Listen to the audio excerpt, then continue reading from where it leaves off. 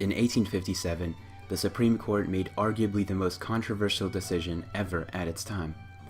In the midst of slavery and huge hatred towards African Americans, Dred Scott, an African American, single-handedly postponed the freeing of slaves. In a simple testimony, he said that, quote, all African Americans, whether freemen or slaves, could not be considered American citizens. This statement essentially undid the Missouri Compromise, barred all laws that would free slaves, and all but guaranteed there would be no political solution to slavery. What an effect that must have been to society, but this is just one of the examples of the influential Supreme Court situations that affected society in history. Unfortunately, there is not that much time to go over all of them, but there have been many rules and decisions brought upon in the court world that influence society today. According to websites online, most of them have taken place in the late 1800s and all the way to the late 1900s, but barely any at all take place today, which I guess is a great sign of social improvement. People don't need as many real-life examples and heartbreaking crimes to change their lifestyle and attitude. With that being said, the court rules society. Without order in court, there is no stable society. If a court doesn't follow the rules of being a court, it isn't a right court. The existence of a court is necessary in human development and history, and a simple mistake can lead to tremendous consequences. The court rules humanity. It rules how society is structured, how people think and feel about things. Although the average person may not be in touch with current events, they will still experience and express the effects of court themselves. It is like a virus, if you will.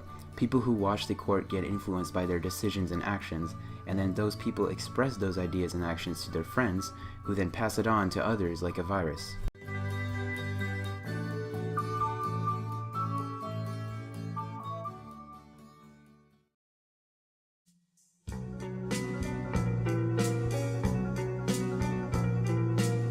Okay, but what does this all mean for us as teenagers? We feel like we've experienced life and can already make major decisions based on what we see online. But the reality is that we're still yet to experience true decision making. A human's frontal lobe of the brain fully develops only at 21 years of age, and only then can people really settle for a political stance, for example, and make decisions with full responsibility. This says one thing about how we're supposed to think right now as teenagers, and that is we have to view everything from a general perspective. We have to see all the evidence, all the facts, and all the data, all the information possible before taking a side. And that is why I personally don't identify with a political side. I love reading biases from both sides of the media and non-biased media because it is interesting to see certain media's perspective on major global conflicts. That's also the reason why I don't like participating in any debates or in any major global groups or conflicts. I just feel like I'm not yet experienced enough in life, and only time will tell when I can actually let my voice be heard, while being fully responsible for what I will say. Similarly, as I've said above, I believe it is crucial for students to watch and experience real-life court. Kids and teenagers are still humans, so they can still view the world and situations as adults would. At this young age, it is important for kids to be aware of how court works and what activities are illegal, the laws of the country, and how to positively impact society. I've been in many courts, particularly actually in the past year, and it gets my mind thinking about society and just opens my eyes in a way to a new world of thoughts. And I believe everyone should experience at least one major trial at court. It can be very mind-boggling sometimes, and exciting too. For example, a major highlight of last year was my mom getting her US citizenship in early summer of last year. That was actually the first time I've experienced real court, and I don't know, it was just interesting to see how it all worked and how it all just was scheduled and stuff. Anyway, with this all being said, I would like to present what I think about Adnan's and Jacob's cases in the court.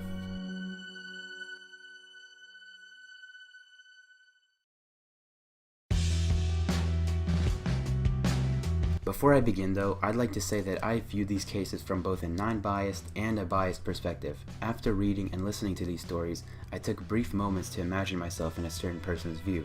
For example, a huge player for me in the Adnan case was Jay. Quote, he seemed like he got around in the neighborhood. He was able to take care of himself. he would be that friend that if you got in trouble, you would call." End quote. So, his position before the murder was simple.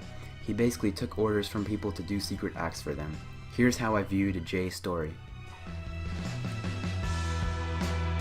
His relationship with Adnan is just as an acquaintance, a background person in other words. One day, Adnan privately told him at school that he needs help with murdering his girlfriend Hay. Jay first denies the offer, as he hinted to in one of his interviews in episode 8, but then gladly accepts after Adnan offered him a good amount of money. Then, Adnan murdered Hay, with Jay standing outside as a watcher acting casual, so no suspicion is raised and Adnan isn't caught.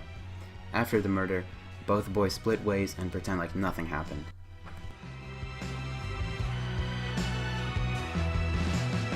This is when I look at the story in a non-biased perspective. After any event that may affect one's reputation, it is completely natural for people to lie to make themselves appear in a better light and to not be negatively viewed upon or reveal any personal information to the public. This is particularly portrayed with Jay's and Adnan's characters after the murder. To start off, Jay's stories are inconsistent and Adnan's mood is quote loosey-goosey. This means that they basically altered their opinion in their stories to hide the real truth behind their actions with the murder, and that means talking in a weird way in order to try to sound real and casual.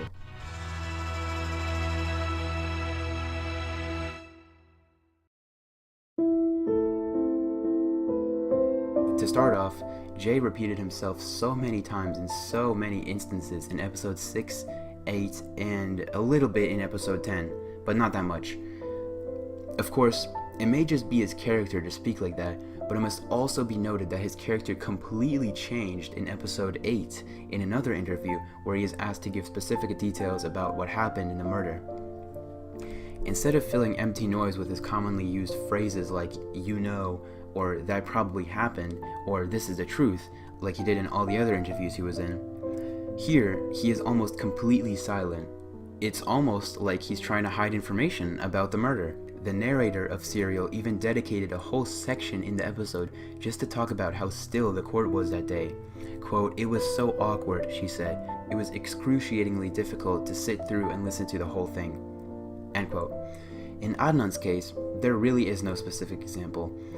In almost all of his interviews, he either stutters, repeats the phrase "you know" an unbearable amount of times to listen to, and doesn't seem to be fully confident in what he's saying, even though he is the main character and the person behind this whole situation. This clearly shows Jay's and Adnan's attitudes are fixed in order to not destroy their own reputations in court. Next, let's take a look at Jacob's case. The story goes as follows. Jacob is a naturally violent person. He already has a bad reputation in school because of his strange behavior and impulsivity he has shown to his classmates. As a social consequence, he's been constantly bullied to tears his whole school life. One day, a popular guy in his class named Ben Rifkin called him gay and essentially set the whole class against Jacob. His response to that was to commit a secret crime of backstabbing Ben Rifkin on his way to school the next day. Again, this is where I view things in a non-biased way. Before I begin analyzing this part of the story though, I'd like to point out that even though I've said that I might not make the best decisions due to my age and take a certain stance in a situation, I think my stance in this book is very much valid. I believe that Jacob killed Ben. There's just so much evidence to suggest that. To start off, his family has a history of genetic mutations which causes them to act violent, which describes Jacob's closed social behavior, his secret possession of weapons hiding in his room, and his insane deep web articles and dark comments on Facebook pages.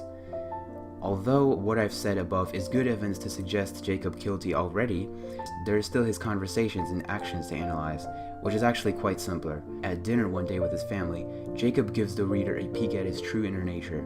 He speaks very critically about how family should work and how people should, quote, not be worried about murders as they are completely normal in his opinion. Also, Jacob ultimately reveals himself when he kills his friend, Hope, at a vacation after the Ben Rifkin murder. At this point, there really is no question at all, Jacob is guilty for 2 murders.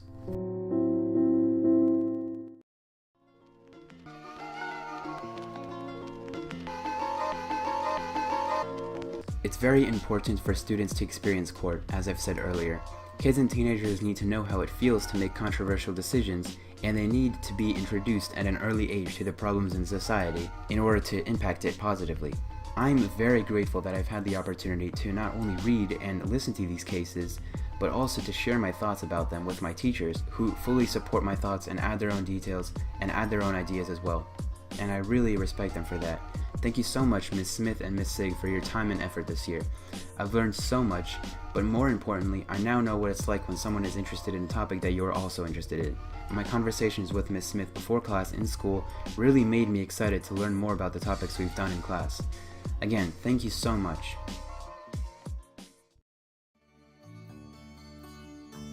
As I've written my mid-year's reflection, I really believe my mindset changed for the better this year.